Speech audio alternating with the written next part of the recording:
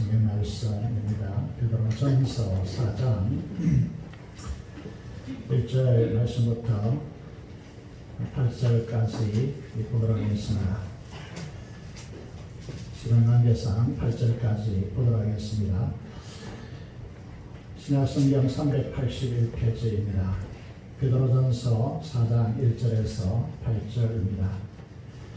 그리스도께서 이미 육체의 권한을 받으셨으니 너희도 같은 마음으로 각 옷을 삼으라.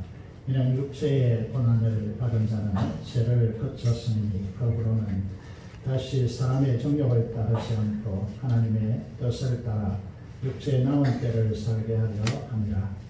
너희가 음란과 정욕과 술 취함과 방탕과 향락과 우판 우상 숭배를 하여 이방인의 뜻을 따라 행한 것은 지나간 때로 족하도다.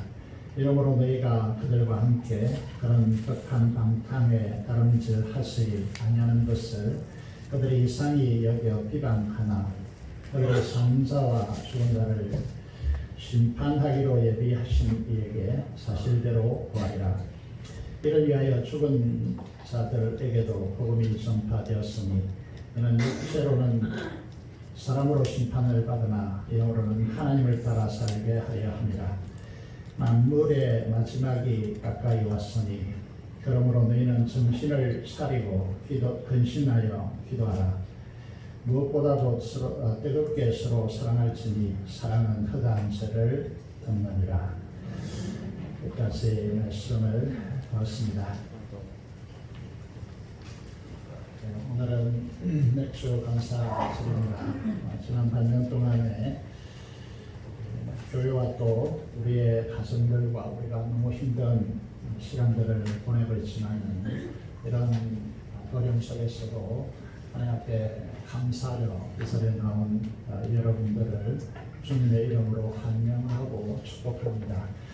여러분 이제 오늘 맥주절에 대해서 맥주절 감사절에 우리는 전통적으로 신자들이 많이 들어왔기 때문에 맥주들의 의미를 설명하지 못했습니다. 그래서 오늘 맥주 감사절의 내용을 보시면요, 우리에게 이렇게 말씀하고 있습니다. 두 가지 말씀을 하고 있죠. 맥주들을 지키라 라고 말씀하고 있습니다. 그리고 이것은 레위기 23장 14절의 말씀을 보면 대대로 지킬 영원한 규례다 라고 그렇게 규정하고 있습니다. 성경을 공부하면서요, 이 영원히 대대로 영원히 지킬 규례다 라고 하는 이 말씀들이 의외로 많이 있습니다. 예를 들어서 6월절도 그렇고요. 그리고 수장절이라고 해서 우리가 지킬 맥주 감사절도 마찬가지고 안식일도 마찬가지로 우리가 지킬 한순간에 지키고 시대에 따라서 변화되는 그런 것이 아니고 영원히 지켜야 한다 그렇게 말씀하고 있습니다. 이렇게 영원한 규례라고 이렇게 규정된 것에는 어떤 의미가 담겨 있을까라는 것이죠. 이것은 실체가 아니고 모형이라고 하는 것입니다. 이건 반드시 실체가 있다는 뜻입니다. 그 실체는 예수 그리스도 안에서 성취되어 우리에게 나타난 것들이고 그것이 전환되어서 우리에게 주었기 때문에 완성되지 않았지만은 그것을 완성될 때를 바라보면서 신약 시대에도 여전히 우리는 그 의미를 살려서 지켜야 한다 라고 하는 원칙을 가지고 있다는 사실을 우리가 발견할 수 있습니다. 그래서 이제 이 맥주절을 우리가 지켜야 하는 이유도 바로 영원한 규례이기 때문에 우리가 지킨다라고 말씀하고 있습니다. 맥주 감사절 옆에 보시면 77절 이렇게 되어 있고 오순절 이렇게 되어 있습니다. 이 말은 무슨 말일까요? 이제 6월절 이후에요, 7 곱하기 7, 49일이 지난 오순절 날에 맥주 감사절을 절로 지킨다 이런 이제 의미를 가지고 있습니다. 이것의 실체는 무엇일까요? 우리가 사도행전 2장에 보시면 알겠지만은 오순절 날에 무슨 일이 일어났는가라고 하는 것은 예수님께서 이제 예수님을 따르던 제자들이 모인 공동체의 오순절 날에 성령 하나님께서 임하셨습니다. 그래서 오늘 우리가 맥주 감사절을 영원히 지킨다라고 하는 이 말씀은요, 6월절 어린 양 되시던 예수 그리스도께서 십자가에 죽으시고 부활하신 후에 50일째 되는 날에 우리의 축복을 위해서 성령 하나님께서 우리 속에 내주하셔서 하나님의 나라와 그 나라가 가지고 있는 영생과 그 풍성한 삶을 우리로 하여금 누리게 하기 위해서 성령께서 오순절날 강림하셨기 때문에 우리는 이 맥주절 오순절날을 우리는 이런 이제 의미를 가지고 지켜야 한다는 것이죠. 우리는 보리 농사를 짓지 않고 또 밀 농사를 매기죠, 그죠? 이를 짓지 않는데 우리 보고 첫 수확을 가지고 감사하라 그렇게 하면 오늘 도시에서 살고 있는 우리에게 무슨 의미가 있느냐 이렇게 말할 수 있겠지만은 그것은 실체가 아니고 실체는 바로 성령 하나님께서 오순절날 임하셔서 예수 믿고 그 예수 그리스도를 영접함을 통해서 하나님의 자녀가 된 우리들에게 성령 하나님의 우리에게 내주하심으로 우리가 하나님의 나라의 생명과 그 풍성한 삶을 누리게 하신 하나님의 은혜에 감사하는 절기임을 여러분들이 기억하셔야 한다라고 하는 것이죠.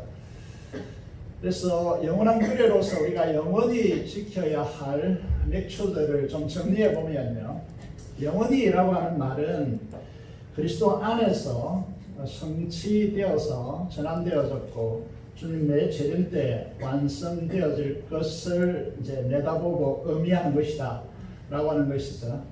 그래서 맥주절이라는 것은 교회 시대를 살아가고 있는 신약의 백성들에게 성령 강림절로 우리가 감사하고 성령의 내주하심으로 주님의 약속하신 하나님의 나라의 생명과 그 풍성함을 누리는 놀라운 은혜를 주신 하나님께 감사하는 절기로 저와 여러분들이 마음속에 깊이 새기고 이 은혜가 얼마나 큰지는 성경을 읽을수록 여러분들이 신앙생활 할수록 절절하게 다가올 것입니다.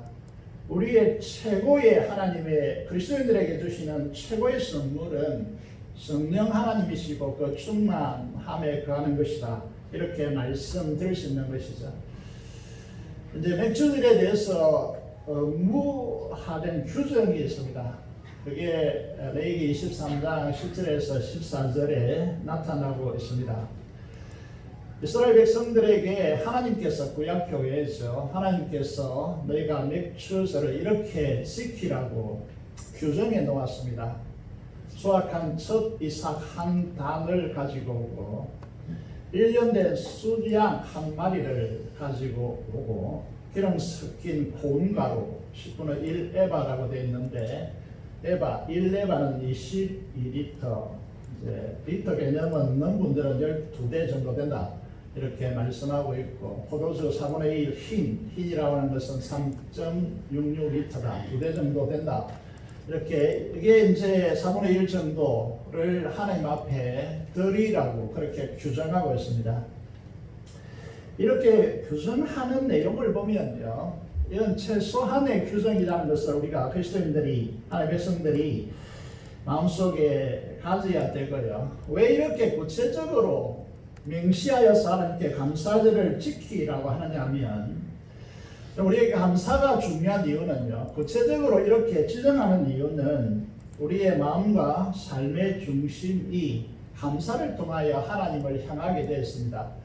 그럼 감사하지 않으면 우리의 마음이 하나님으로 향하지 않습니다.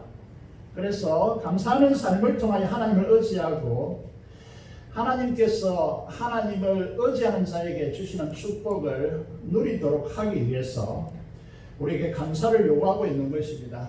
여러분 속에 만약에 이 6월절과 이 맥주절 50일 뒤에 일어난 이 맥주절을 묶었어요.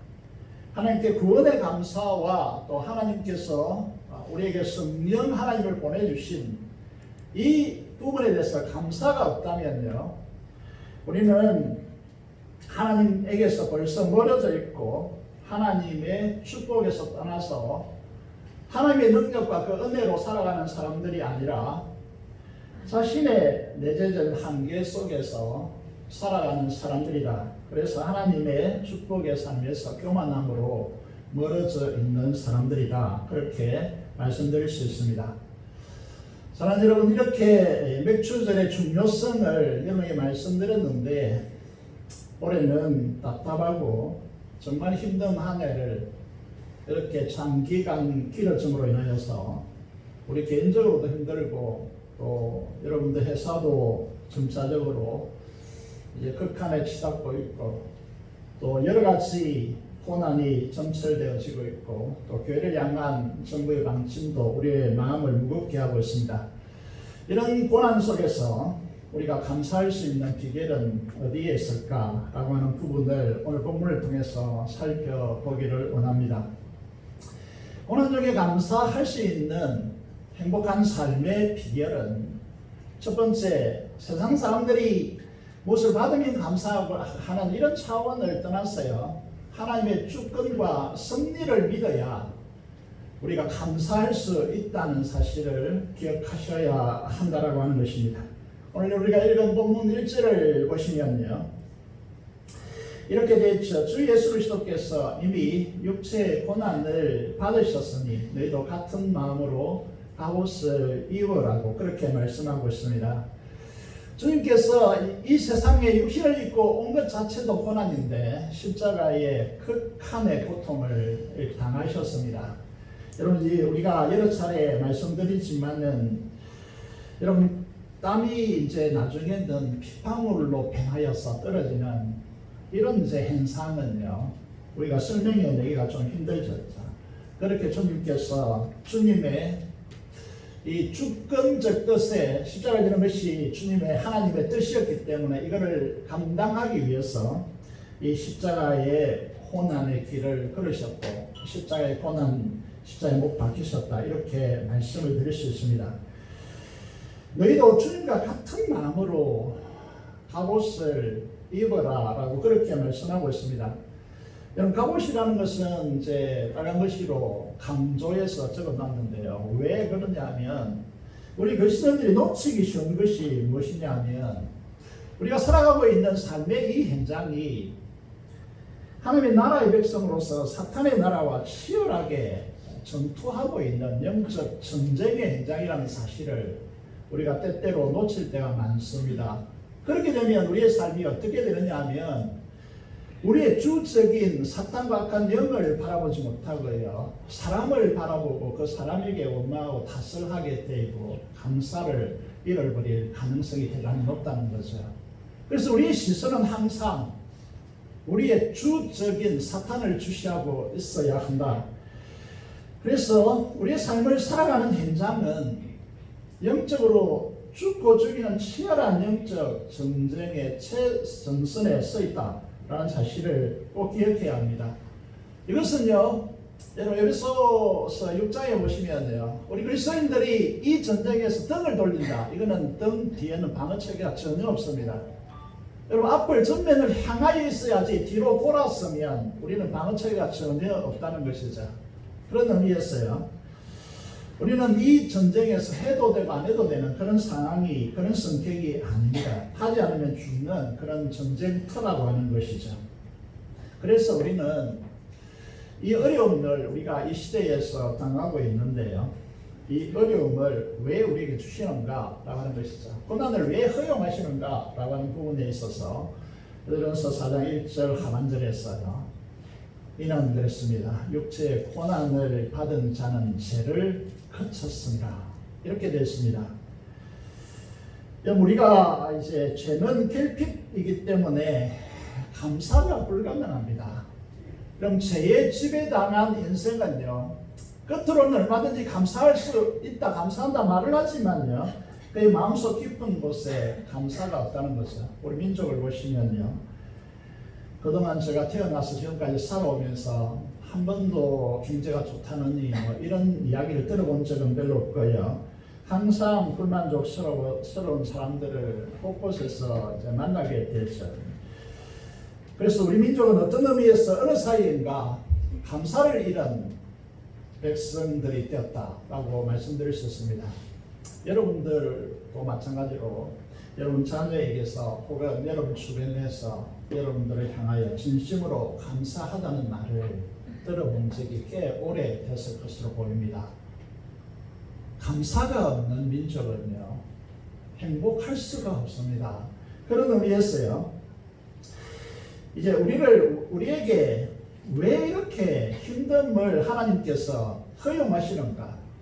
우리가 믿고 있는 하나님은 우리를 사랑하시고 또 우리를 불꽃 같은 눈으로 우리를 감찰하시고 우리의 머리털까지 다 아시는데 왜 우리의 삶이 하나님의 자녀 되는데 왜 이렇게 힘든가라고 하는 부분에 대하여서요, 우리가 기억해야 한다는 것이죠.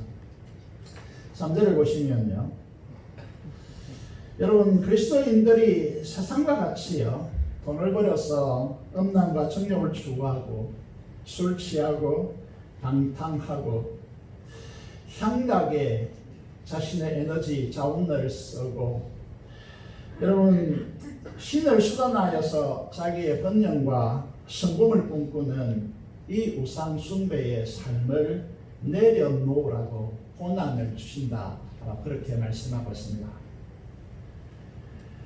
이렇게 말씀하고 있습니다. 지나간 때로 그 삶은 너희에게 족하지 않느냐. 사랑하는 여러분, 이 말씀은요, 한국교회 성도들이 하나님의 축복을 가지고 뭘 했는가를 우리가 곰곰이 돌아보면서 이 고난의 시간들에 있었어요. 그런 삶이 지나간 때로 족하지 않느냐고. 이 말씀이 여러분의 큰 울림이 있기를 바랍니다. 어떻게 생각해 보면 이게 마지막 기회일 수 있습니다. 그런 삶은 지나간 대로 족하다. 큰 울림이 있기를 간절히 소망합니다. 고난의 내면을 들여다보기 위해서요, 우리는 욥을 이제 보겠습니다. 욥을 잘 아시죠, 그죠? 단계적으로 고난이 이제 다가왔습니다. 하루아침에 욥은 재산과 자녀를 잃었습니다. 그리고 발꿈치부터 정수리까지 종기가 나서 제 가운데 앉아서 손톱으로 긁어서 이게 만족이 안 되기 때문에 실그릇 조각을 가지고 몸을 긁고 있는 그럴 정도로 건강을 잃었습니다. 신도들을 가만히 들여다보면요, 재산의 문제로 어려움이 직면했을 때 신앙을 잃는 분들이 있습니다. 이것보다 더 힘든 문제는 자녀의 문제이죠. 자녀가 문제가 일어날 때, 자녀의 문제로 고난에 직면했을 때 정말 힘들어하는, 믿음이 흔들리는 분들이 있습니다. 더 힘든 문제는 무엇입니까? 옛날에는 자식의 문제가 더 힘든 문제였는데 요즘은 달라졌죠. 워낙 건강이 우상화되어 가지고요, 건강이 무너질 때 신앙도 무너져 내리는 분들을 보게 되었습니다. 그럼에도 불구하고 이런 문제들에 대해서요, 믿음을 가지고 신앙을 지키며 인내하고 신앙하는 분들을 보면 참 경이롭습니다. 그런데 욥기 2장 9절의 말씀을 보면요, 이렇게 그의 아내가 이렇게 말합니다. 자식을 다 잃고 재산을 다 잃고 건강도 잃은 남편을 향해서 이렇게 말합니다. 무슨 낯짝으로 사느냐, 이렇게 말합니다. 이 말은 차라리 죽으라는 말이죠. 차라리 자살하라고 그렇게 부추기고 있는 것입니다. 역경 중에서 가장 힘든 부분이 바로 이런 부분인데요, 우리가 힘들 때 서로를 위로해야지, 서로를 이렇게 그 상처를 주고 그 상처 속에서 절망을 준다면, 여러분 우리가 이 시기에 조심해야 될 것이 뭐냐면, 너는 왜 그렇게 하지 않느냐, 혹은 그렇게 하느냐라고 그렇게 말한다면요, 참 나쁜 사람들이다, 그렇게 생각되는 거죠. 여러분, 이런 이제 가장 힘든 부분이 무엇이냐라고 묻는다면 바로 이런 이제 마음의 상처로 인해서 절망을 이제 가지는 이것이 가장 힘든 고난이다. 그렇게 말씀을 드릴 수 있죠. 그런데 욥이 어떻게 합니까? 그럼에도 불구하고 욥에는 감사가 터져 나오고 있습니다. 왜 그렇겠는가? 라고 하는 것이죠. 여러분, 우리는 욥기 1장 22절을 너무 잘 알고 있습니다. 요약해 보면요, 이거는 주권 신앙이다. 이렇게 요약할 수 있습니다. 보이지 아니하는 하나님에 대한 살아계심에 대한 확신이요, 그분에게 나의 모든 인생이 다 결정되어서 있고 그분의 손에 있음을 믿는 신앙이요, 나에게 주신 이도 여호와시요 거두신 이도 여호와시오니 그분께 나의 인생의 전부가 그분의 손에 결정되어 있기 때문에 여호와 이름이 찬송을 받을지어다. 이 고난과 역경 속에서요, 하나님을 향하여 범죄하지 않고 원망하지 않고 오히려 더 찬송하고 감사했다라고 말하고 있습니다. 이게 주권신앙이라는 거죠. 여러분, 우리가 이 세상 사람들과 같은 그런 차원에서가 아니고 믿음으로서 하나님 앞에 감사하기 위해서 보이지 아니하는 하나님에 대한 나의 인생이 그분의 손에 맡겨져 있다는 사실에 대한 주권신앙이 필요합니다. 코로나19 이 시대를 우리가 겪고 있고요, 이거는 아무것도 아닌 더 엄청난 시대가 도래하고 있다는 것이 다 전문가들의 예측이고요, 이런 우리가 이제 마스크를 통해서 방어할 수 없는 시대가 이제 다가오고 있다. 이게 전문가들의 예측입니다.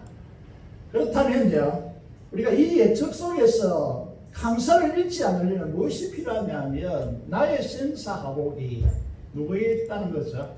하나님 앞에 달려 있다라고 하는 이 주권 신앙이 있어야만 고난 속에서도 하나님께 감사할 수 있고 하나님의 역사하심의 축복을 누릴 수 있다는 사실을 기억해야 합니다.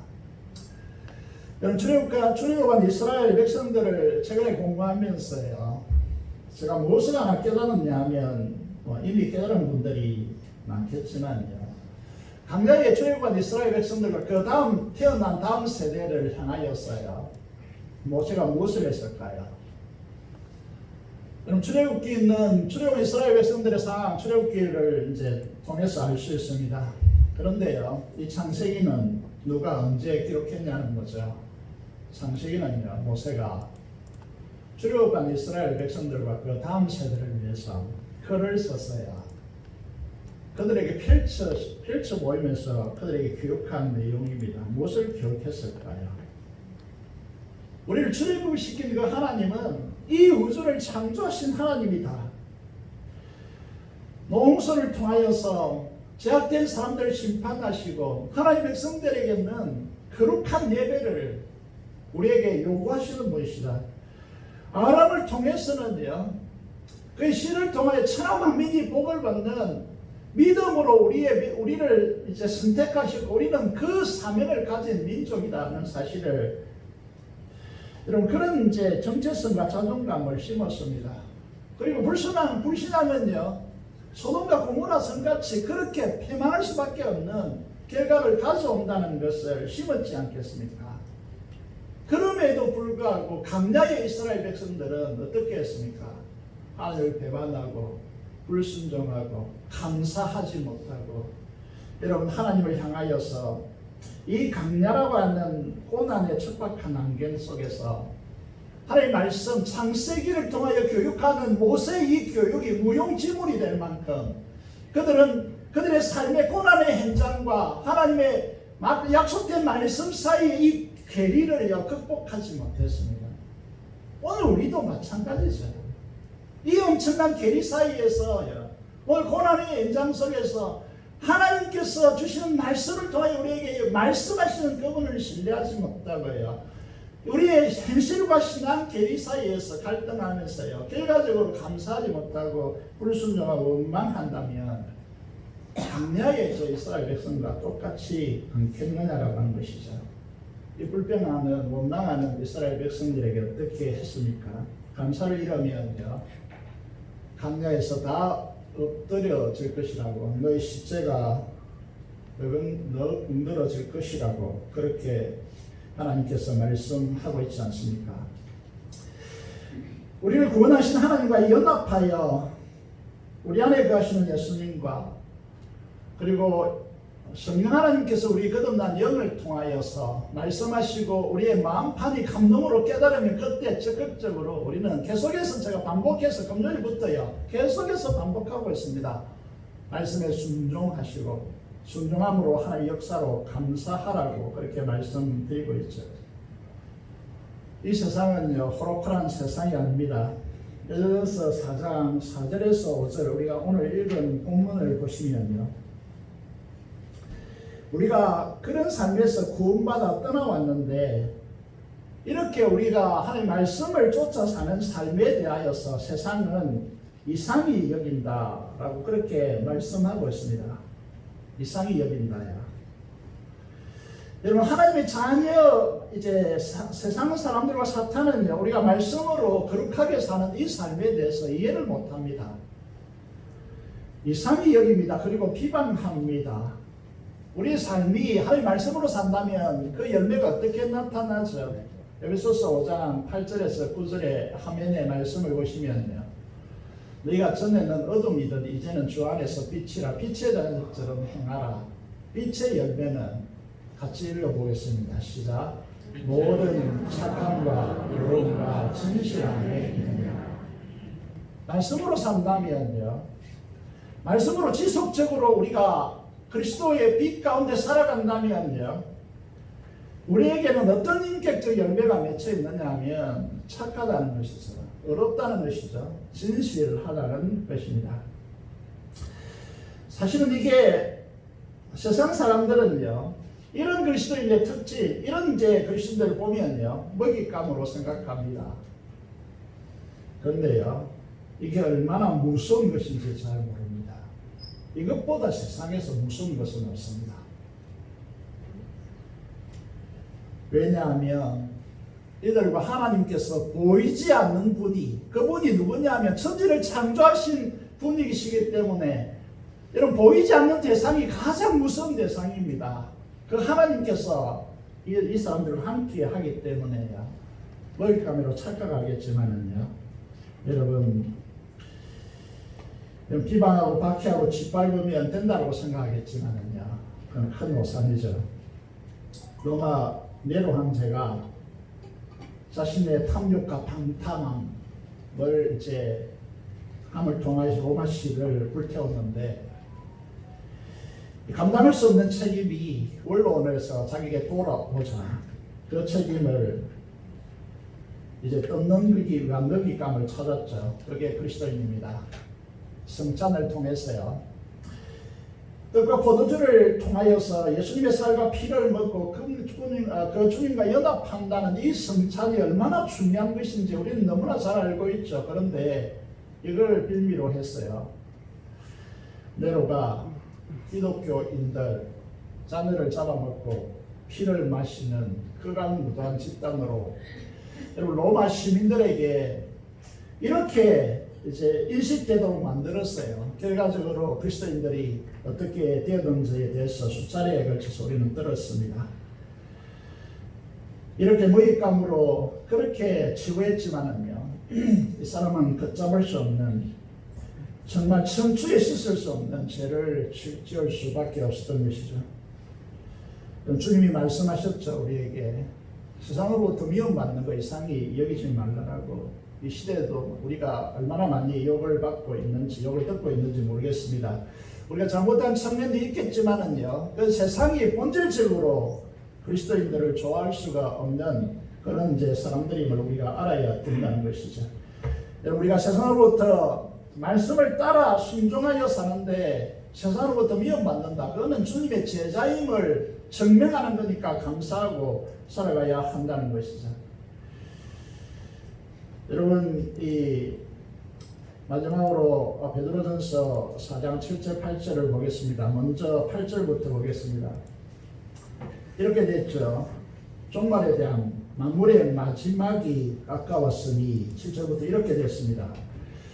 여러분, 우리가 이 시대를 보면서요, 우리는 이 시대를 어떻게 여러분 규정할까에 대해서 선명한 자각이 필요합니다. 이 시대를 여러분들이 어떤 시대로 보느냐라고 하는 것이죠. 여러분, 이 시대는 말세지 말이라, 이렇게 만물의 마지막이 정말 코앞에 가까이 와 있는 시대에 우리는 살고 있다라고 하는 시대에 대한 인지가 우리에게 필요합니다. 만물의 마지막이 가까이 오면 말씀 화면에 떠 있는 대로 분명한 이런 현상이 드러날 것이다라고 예고되어 있습니다. 히브리서 10장 24절 25절에 보면요, 이렇게 묻는 분들이 있습니다.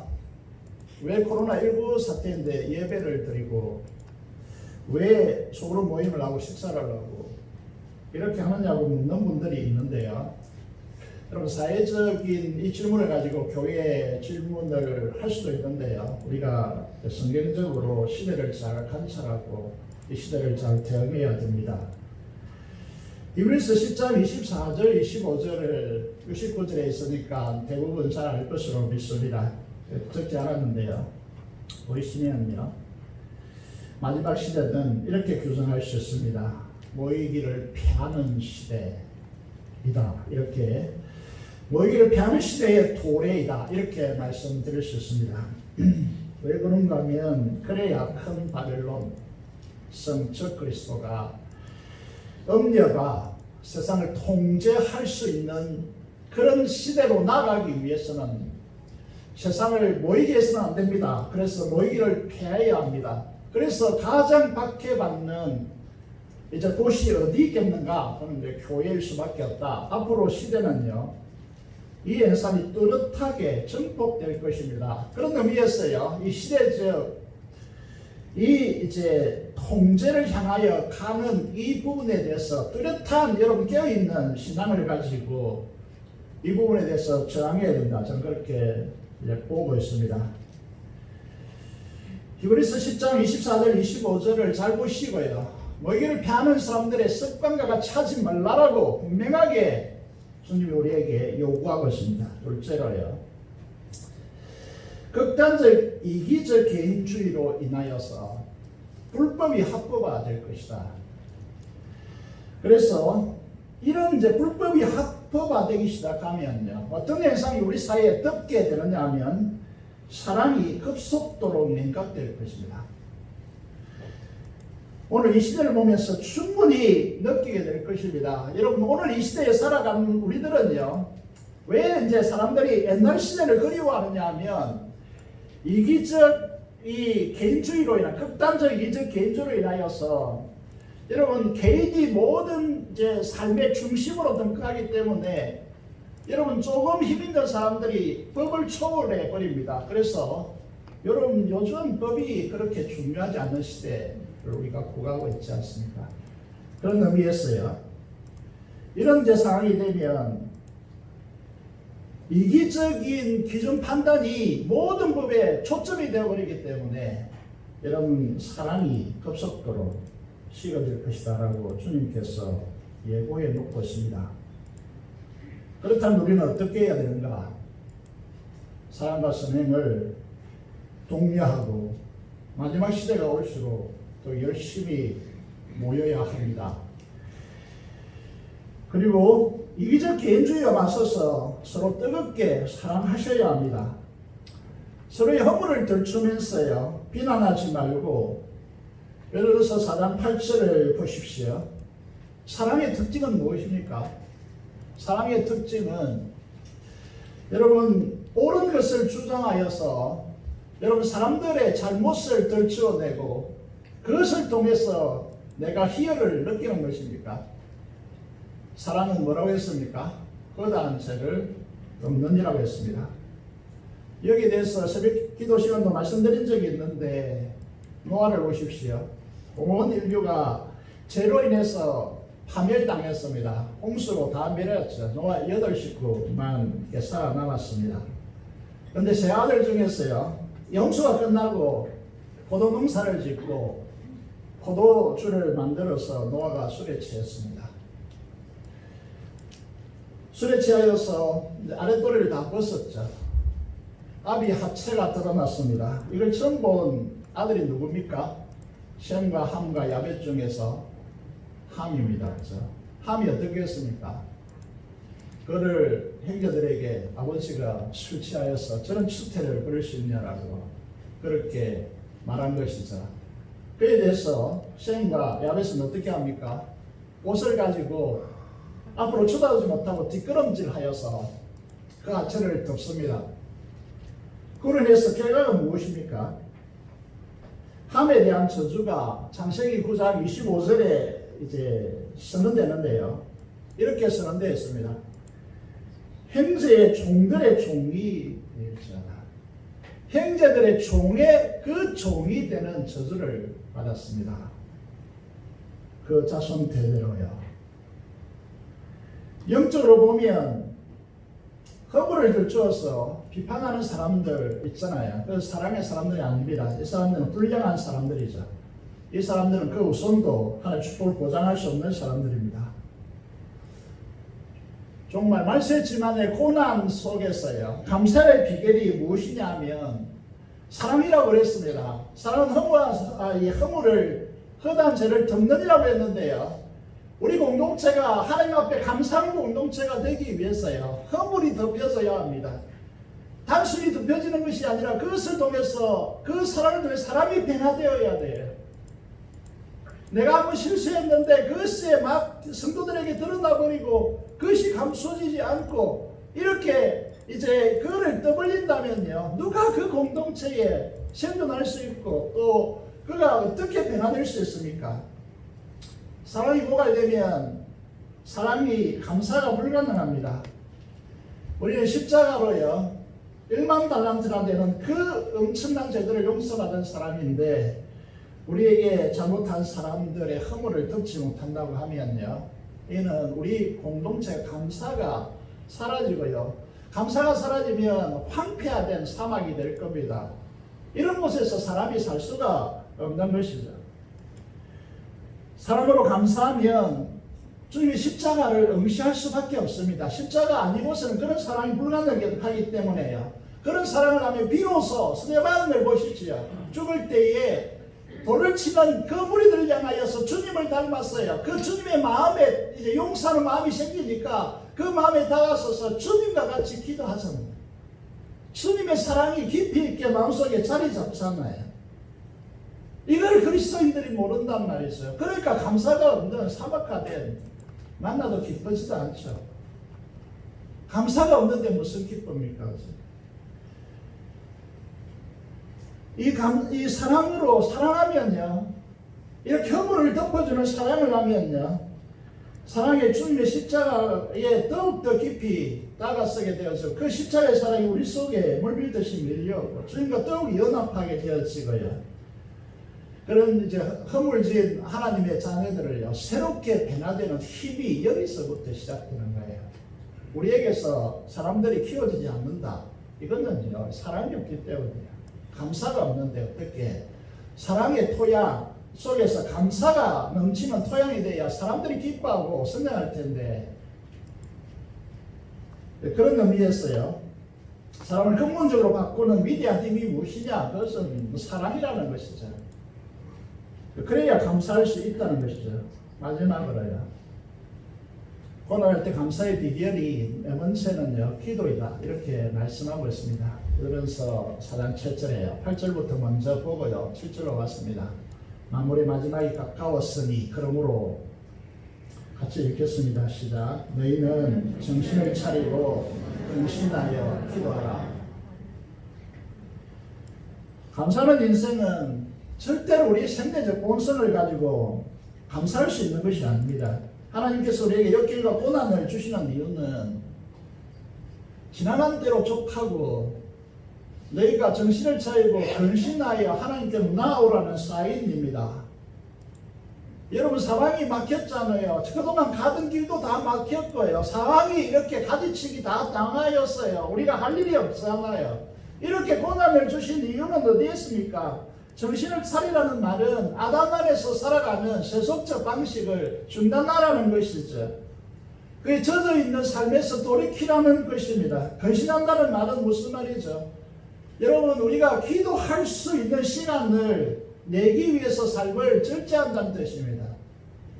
여러분 세상 사람들 같이 사는 삶을 깔끔하게 정리하고 여러분 삶의 말씀을 일주일에 10장도 읽지 못하고 기도를 10분도 하지 못한다면 이거는 여러분 이게 하나님께서 어떻게 축복하시고 감사하는 인생을 살겠다고 하는 사람들인지 우리가 교사 되고 우리가 부모 되고 우리가 직분자 된다면요 여러분들이 하루에 30분 이상을 내어서 여러분 자신과 이 가정과 자식들과 후손들과 하나님의 나라와 교회와 여러분 자신의 일을 위해서 기도하지 않는다라고 한다면 여러분은 여러분의 삶은 무엇인가 이제 질문하셔야 됩니다. 이 시대는 그것을 요구하고 있기 때문에요. 오늘 장로님과 대화하면서 기도하기 전에요. 방법이 있기 때문에 이제 기독교 실험인들이 모여서 기도할 수밖에 없다. 이렇게 말한다는 거죠, 지금. 기도하셔야 사랑과 한결 뛰어넘는 감사의 인생이 됩니다.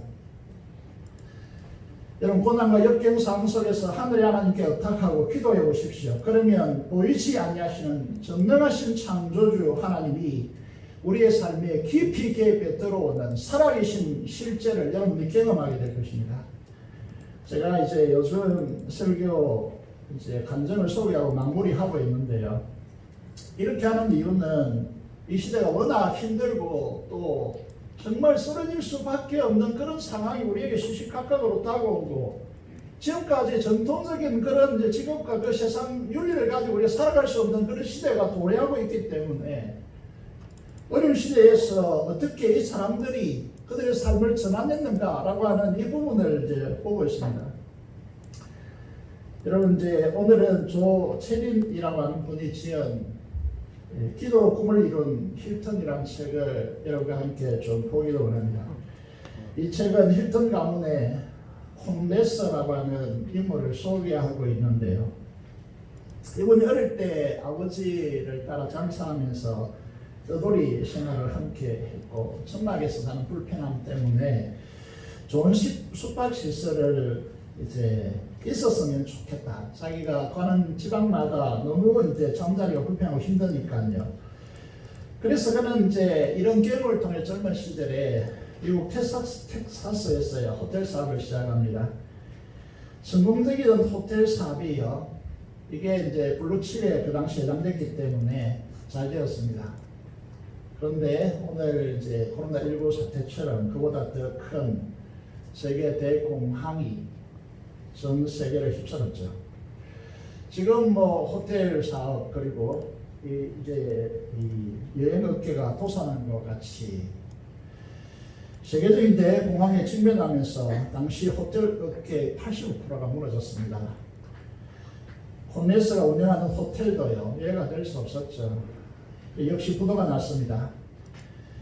그는 투자자들로부터 받은 돈을 돌려줄 수 없어 고민하다가 죽기로 결심합니다.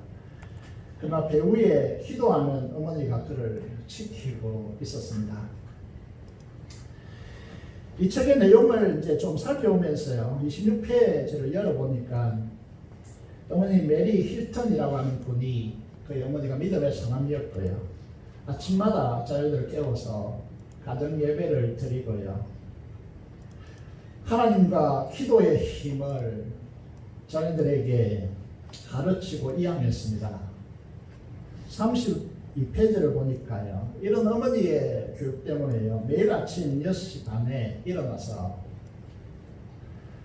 이제 교회로 가서 기도를 드렸습니다. 일을 시작하기 전 기도로 먼저 하나님을 의뢰하고 기도하는 것을 빠뜨리지 않았고요. 그것이 이 책은 이렇게 적고 있습니다. 어머니가 그에게 준 인생의 첫 번째 열쇠다. 이렇게 적고 있습니다. 세계 대공황 속에서 자신의 꿈과 인생의 전부였던 호텔이 부도로 무너지자 인생을 지탱할 수가 없었습니다. 죽음의 그림자가 짙게 드리워졌던 그 순간에 갑자기 어릴 때부터 기도하며 자주 말씀해 주셨던 어머니의 말씀이 번개처럼 머리를 쳤습니다. 그게 무슨 내용이냐면 모든 사람이 너를 버려도 하나님은 절대 너를 버리지 않으실 거야. 하나님은 늘 너와 함께 계신단다. 하나님이 너의 피난처가 되시고 너의 요새가 되신단다. 라고 하는 이 말입니다. 그때 자신도 모르게 무릎을 꿇고 하나님께 기도합니다. 여러분, 이게 평상시에 이게 기도의 위력이 잘 드러나지 않을지 모르겠지만요, 인생의 가장 중요한 순간에 기도의 습관이라는 것이 얼마나 무서운지 드러납니다. 이 위기의 순간에요, 기도의 어머니가 기도하고 난 뒤에 늘 들려줬던 이 어머니의 말과 자신이 무릎 꿇음으로써 이게 소통하는 것이죠. 영혼의 진동에 큰 파장이 일어나는 것입니다. 그의 영혼과 그의 삶과 그의 인격 전체를 큰 파도처럼 삼키는 것입니다. 덮조는 것이죠. 되게 눈물이 쏟아져 내립니다. 그러면서요, 이 고난을 왜 주셨는지에 대해서 지금까지 말씀을 드렸는데 이렇게 하나님 앞에 기도합니다. 하나님 뜻대로 내가 잘 나간다고 하나님 뜻대로 살지 못했습니다. 사고를 난다고 하나님을 떠나 있었습니다. 기도에 보시는 분들은 알겠지만요, 응답받는 기도의 특징이 어떻게 나타납니까? 하나님의 평안이요, 물밀듯이 밀려옵니다. 여러분, 그리고 용기가 생겼습니다. 그래서 힐턴은요, 투자자들을 불러 모으고 이렇게 고백합니다. 여러분에게 잘못을 저질렀습니다. 그때는 부도가 났고 투자는 돈을 돌려드릴 수가 없게 되었습니다. 제가 책임을 지고 죽으려고 했는데 하나님이 찾아오셔서 말씀을 생각나게 하셨습니다. 다시 저에게 기회를 주신다면 사업체를 일으켜 원금과 이자를 돌려드리도록 하겠습니다. 저를 믿어주세요 라고 부탁합니다. 투자자들은 그 말에 감동을 받고요, 그에게 다시 사업을 더 하도록 더 투자해 줍니다. 그것으로 인해서 힘을 얻고 그는 성공했고 세계적인 호텔이 되었고 현재 76개국에 540개가 넘는 그 유명한 힐튼 호텔을 가지고 있는 사람이 되었습니다. 지금 또다시 제2차 위기를 맞고 있다고 생각하는데요, 이제 그의 웃음들이 어떻게 극복될지는 모르겠습니다. 205페이지에 이렇게 적어놨죠. 힐턴이 이렇게 말합니다. 난 일하고 기도하고 꿈꿀 수 있는 능력이 있는 한 나에게 한계는 없다고 굳게 믿는다. 여러분, 오늘 우리 그리스도인들이 이 시대의 위기에 직면했어요. 이런 힐튼과 같은 사람들이 이 시대에 이 조국을 구해내고 이 민족을 구해내고 우리 교회를 구해냈으면 좋겠습니다. 여러분, 이 힐튼의 말이 여러분에게 꼭 이 시대의 어려움 속에서요, 이 말이 꼭 여러분들에게 기억되었으면 좋겠습니다. 난 일하고 기도하고 꿈꿀 수 있는 능력이 있는 한 한계는 없다고 굳게 믿는다. 여러분, 회사도 마찬가지고 오늘 이 시대에 온통 사회 전반적으로 우리가 힘들어하고 있는 이 상황 속에서 하나님의 백성들이 하나님의 은혜로 기도로 이 난간을 뚫어내고 하나님의 역사를 현장에 가져와서 새로운 시대로 전환하는 그런 그리스도인들이 많아졌으면 좋겠습니다. 이 부분을 위해서 기도하고 있습니다. 용기를 가지시고 지금 힘들더라도 하나님께 기도하면 하나님께서 역사하시고 우리가 감사할 수밖에 없는 사람으로 우리를 나타내실 줄로 믿습니다. 오늘 맥주 감사제를 통하여 혹시 우리에게 좀 부족한 부분이 없는지 살펴보기를 원합니다. 그리스도인의 삶이 무엇일까요? 예수님은 이렇게 우리에게 비판하지 말고 37절은 우리가 비판하지 말라라고 말합니다. 38절에서요. 주라 그리하면 너에게 줄 것이니 곧 후히 되어 누르고 흔들어 넘치도록 하여 너에게 안겨주리라. 너희가 헤아리는 그 헤아림으로 너희도 헤아림을 도로 받을 것이니라. 이게 하나님의 모든 계명의 법칙입니다. 여러분, 하나님께서 은혜 베푸신 것에 대해서 헤아려서 그 은혜를 감사로 바꾸시면 하나님께서는 우리를 축복하신다라고 그렇게 말씀하시는 것이죠. 본도서 9장 6절에서 8절을 보십시오. 여러분, 감사의 원칙이 있습니다. 인색함으로나 억지로 감사하지 마십시오. 그런 사람들은 하나님께 복을 받지 못합니다. 오늘 장로님께서 기도하실 때 이렇게 기도하셨죠. 우리의 것은 우리의 아무것도 없다라고. 맞습니다. 우리의 것은 아무것도 없습니다. 우리는 청정일 뿐이고요. 우리가 하나님께서 주시는 성령의 음성을 따라서 우리 마음에 감동을 주시는 대로 하나님 앞에 감사하시기를 바랍니다. 인색함으로 나오시지 않기를 바랍니다. 억지로 나오시지 않기를 바랍니다. 하나님은 누구를 사랑하신다고 그랬습니까? 즐겨내는 자를 사랑하신다고 그렇게 말씀하십니다. 맥주 감사들을 통하여서요, 이 고난의 시대를 살아가고 있고 어려움의 직면에 있는 저와 여러분의 삶에 오늘 말씀에 선포된 대로 하나님의 주권을 믿고 하나님 말씀에 순종하여서 사랑과 기도로 하나님 앞에 떨어져서 감사가 넘치는 삶이 되기를 합니다. 그렇게 되면 고린도후서 9장 8절의 말씀대로 하나님께서 능히 모든 은혜를 우리에게 넘치게 하셔서 모든 착한 일을 넘치게 하는 모든 것이 능력한 사람으로 우리를 축복하실 줄로 믿습니다.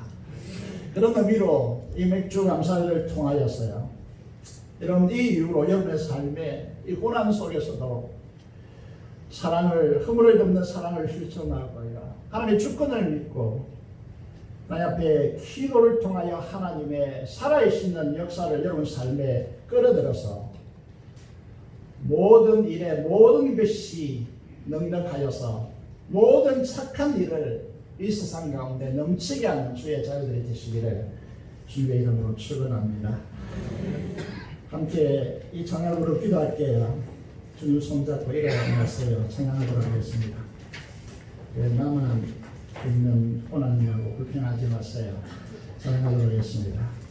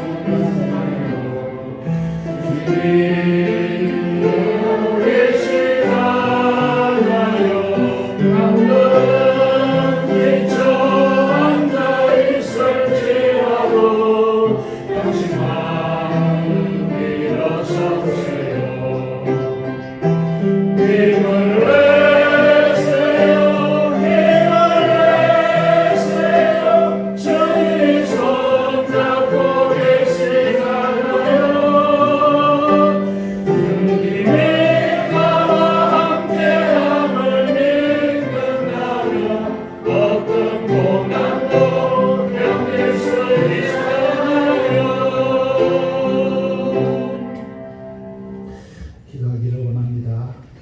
가사대로 고난의 뒤편에 있는 주님이 주실 축복 미리 보면서 감사하세요 라고 말씀하고 있습니다. 물질로 하나님께 감사하기도 하겠지만 정말 우리 마음을 다하여서 하나님 주실 은혜를 바라보면서 감사하는 이런 시간이 되기를 원하고, 이런 어려움을 가지고 하나님께 호소하시고 감사함을 통하여 한란날에 나를 부르라고 말씀하십니다. 하나님 구원을 보이시겠다고 약속하셨습니다. 하나님 우리를 보호하여 주시고 새롭게 하여 주시고 하나님의 넘쳐나는 역사를 경험하여 이 시대를 살리고 교회를 살리고 하나님의 나라를 드러내는 자로 삼아달라고 민족 공화와 통일을 받습니다. 선교사를 위해서 남성으로 기도하겠습니다. 살아계신 아버지 하나님 은혜를 감사합니다. 우리를 감사의 이 감사를 우리가 불러주셨습니다. 이 시대의 어려움 속에서, 혼란의 삶 속에서, 우리의 힘듦이 가중되고 있는 이 상황 속에서 하나님의 주실 축복 미리 보면서 감사하는 우리의 삶이 되도록 하나님께서 우리를 축복하여 주시옵소서.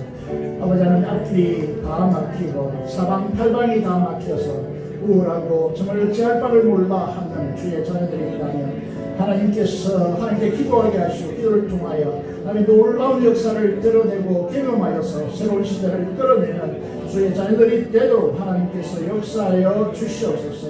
이 민족공화가 통일과 받은 선교사를 위해 기도하기 하나님께서 두 손으로 축복하여 주옵소서. 우리 주 예수 그리스도의 이름으로 기도드리옵나이다. 아멘. 588장 전선 들으면서 육주감사하는 또 준비한 대로 함께 드리도록 하겠습니다.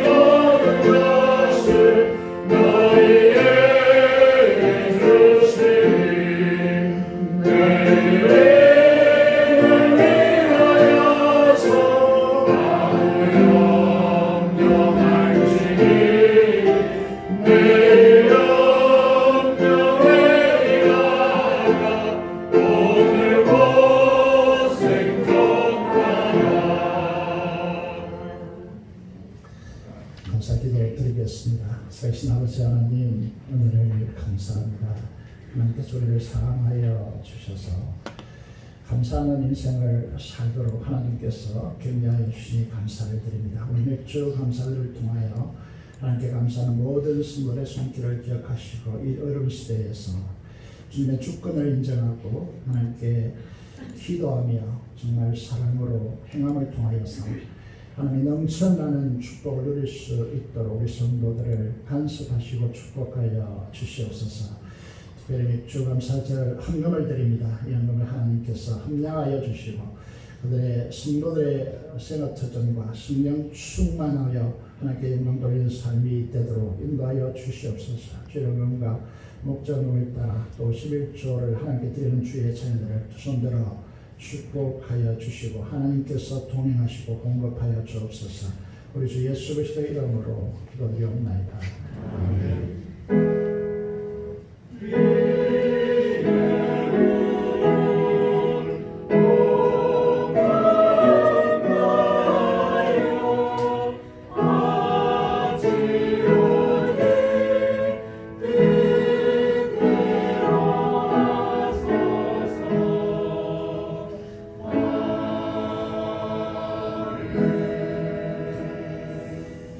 그 소식 보시겠습니다. 그 소식 상반에 보시면 신부장로 권사 모임은 취소하고요. 땅에 어제에서 계속하도록 하겠습니다. 이 모임은 2주 뒤에 가지도록 하겠습니다. 이런 성례학교와 수련회 광고를 보시고요. 이런 기도해 주시면 감사하겠습니다. 저리케가 다음 주에 있습니다. 저녁은 계속되어집니다. 금요기도회는 이번 주 금요일까지 전반기 하게 되어집니다. 기도해 주시기 바랍니다. 코로나19 대처 철저히 방역 기준을 잘 지키고 함께 협력해 주시기를 바라고 교회 안에서 가능하면 교회 안에서 식사하는 시간 외에 마스크를 꼭 착용하시고 교회 안에 있기를 바라겠습니다. 입원한 성도들을 위해서 계속해서 기도해 주시기를 바라겠습니다. 우리 새 가족으로 오셔서 이제 얼마 있지 않다가 입원하신 조윤순 성도님이 소청하셔서 오늘 기독교 장례식이 아니기 때문에 여러 소개를 못했습니다. 오늘 아침에 장례식이 이제 발인 예배가 있었습니다.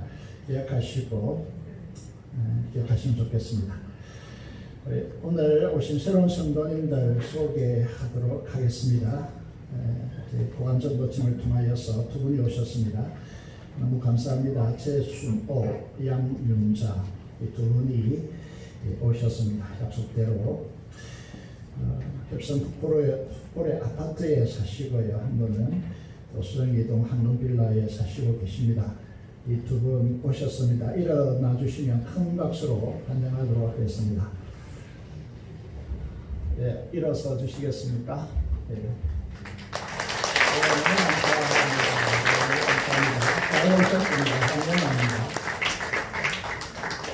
감사합니다. 여러분에게 소중한 인생의